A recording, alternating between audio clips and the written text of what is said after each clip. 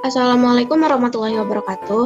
Halo semua, perkenalkan saya Gania Rifana dari kelas 11 MIPA 4 nomor absen 14. Kali ini saya akan mempresentasikan materi mengenai pengangguran friksional.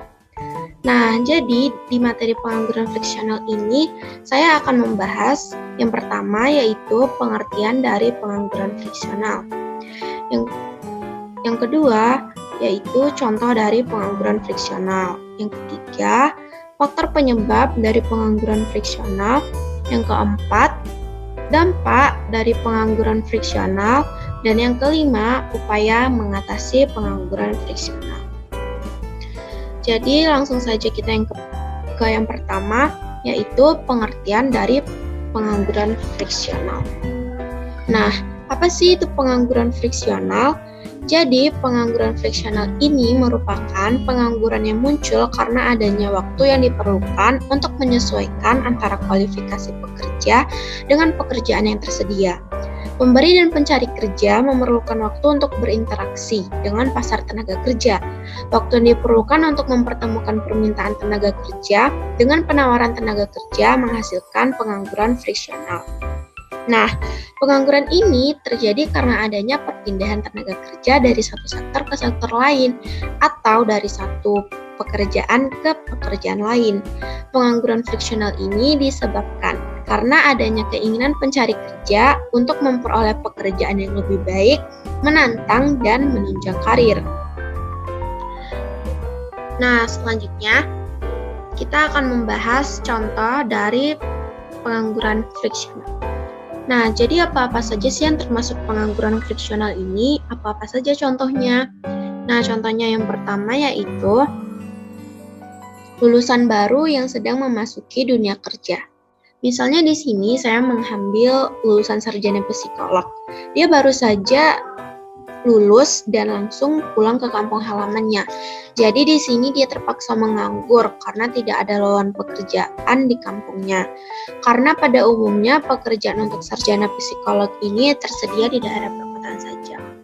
Selanjutnya yaitu seseorang yang sudah bekerja tetapi berhenti karena ingin mendapatkan posisi yang lebih baik. Nah, di sini contohnya yaitu ketika seorang penjahit kecil-kecilan, dia merasa penghasilannya itu tidak mencukupi, tetapi dia merasa keahliannya itu sudah cukup sangat baik. Nah, dia ingin berhenti menjadi penjahit kecil-kecilan ini dan melanjutkan profesinya ini dengan bekerja di pabrik tekstil. Selanjutnya, kita akan membahas mengenai faktor penyebab dari pengangguran friksional ini. Jadi, apa saja faktor-faktor yang menyebabkan pengangguran friksional ini? Yang pertama yaitu kesulitan temporer dalam mempertemukan pemberi kerja dan pelamar kerja.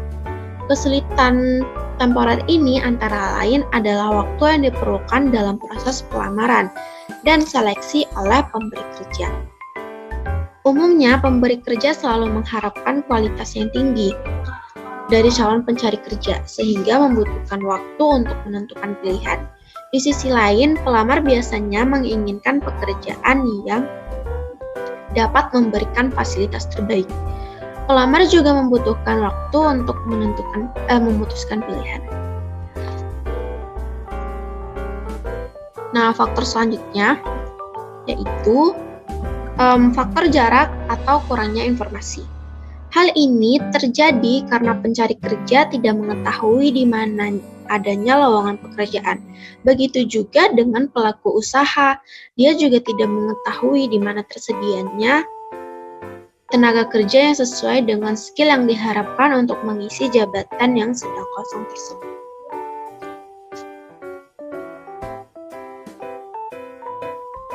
Nah, untuk faktor selanjutnya yaitu karena kurangnya mobilitas pencari kerja. Nah, di sini pengangguran friksional dapat pula terjadi karena kurangnya mobilitas pencari kerja ini, di mana lowongan pekerjaan justru terdapat bukan di sekitar tempat tinggal mereka, tempat tinggal si pencari kerja. Nah, faktor selanjutnya yaitu merasa tidak ada urgensi untuk mencari pekerjaan baru. Ini khususnya terjadi pada karyawan yang baru saja resign dari pekerjaannya dan sudah mempunyai tabungan yang dirasanya sudah cukup untuk mengantisipasi kemungkinan tidak mendapat kerja. Maka mereka tidak terburu-buru harus segera mendapat pekerjaan karena target mereka untuk menemukan posisi serta gaji yang diharapkan lebih baik dibandingkan pekerjaan sebelumnya. Proses yang bersifat temporer ini membuat mereka masuk ke dalam kategori pengangguran.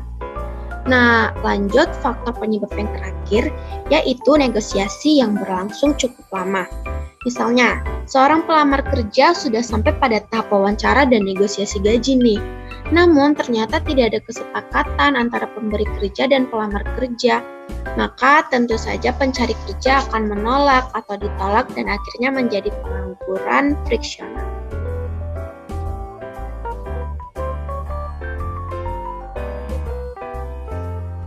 Nah, selanjutnya kita akan membahas dampak dari pengangguran friksional. Jadi, apa-apa saja dampak yang diakibatkan dari pengangguran friksional ini? Yang pertama yaitu menjadikan pekerja bergerak menuju posisi yang lebih baik. Nah, di sini pengangguran friksional tidak berbahaya bagi ekonomi sebenarnya. Tidak seperti beberapa jenis pengangguran lainnya seperti pengangguran musiman dan pengangguran struktural. Pengangguran ini akan berdampak lebih buruk dibandingkan pengangguran friksional. Kenaikan pengangguran friksional ini berarti lebih banyak pekerja bergerak menuju posisi yang lebih baik. Sebenarnya pengangguran friksi ini akan menguntungkan ekonomi. Hal ini memungkinkan perusahaan lebih banyak kesempatan untuk menemukan pekerjaan berkualitas. Nah, selanjutnya kita akan membahas upaya mengatasi pengangguran friksional. Nah, sebenarnya pengangguran friksional ini dapat kita atasi dengan upaya-upaya berikut ini. Jadi upayanya ada yang dari pemerintah. Nah, upaya dari pemerintah yang pertama yaitu membuat sistem informasi yang lebih efektif dan efisien. Dengan membuat sistem informasi yang lebih efektif dan efisien ini dapat mempermudah para pencari kerja dalam melalui tahapan proses rekrutmen, baik sistem informasi yang dibuat oleh perusahaan sendiri ataupun oleh perusahaan ketiga yang menghubungkan antara perusahaan dan pencari kerja. Di sini kita juga memerlukan kemudahan akses. Tidak ada mustahil di zaman sekarang ini. Agar tidak menambah angka pengangguran friksional, maka cobalah membuat portal yang akan memudahkan pekerja untuk mengakses dan melamar pekerjaan baru mereka dengan mudah atau secara online tanpa harus keluar dari pekerjaan mereka.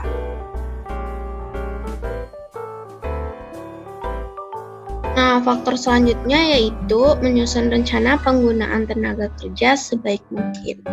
Nah, di sini proses penyusunan ketenaga kerjaan secara sistematis yang dijadikan dasar dan acuan dalam penyusunan kebijakan, strategi, dan pelaksanaan program pembangunan ketenaga kerjaan yang berkesinambungan.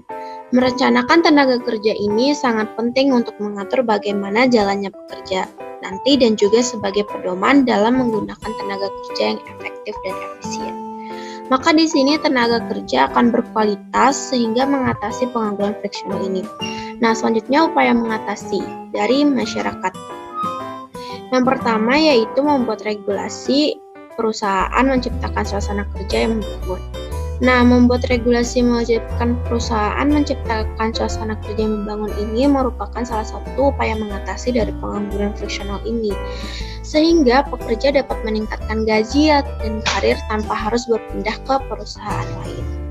Nah, upaya selanjutnya yaitu kemudahan transisi. Kemudahan transisi atau kemudahan peralihan dari keadaan ini. Contohnya seperti pekerja yang dipekerjakan dalam pekerjaan tetap sebagai insinyur perangkat lunak. Namun, dia merasa telah mengembangkan cukup keahlian untuk mendapatkan pekerjaan sebagai pemimpin tim perangkat lunak. Oleh karena itu, dia mencari pekerjaan lain dan berhenti dari pekerjaan sebelumnya. Nah, ketika dia sudah berhenti dari pekerjaannya ini dan berusaha mencari tempat kerja yang baru, kondisi seperti ini dikatakan sebagai pengangguran friksional.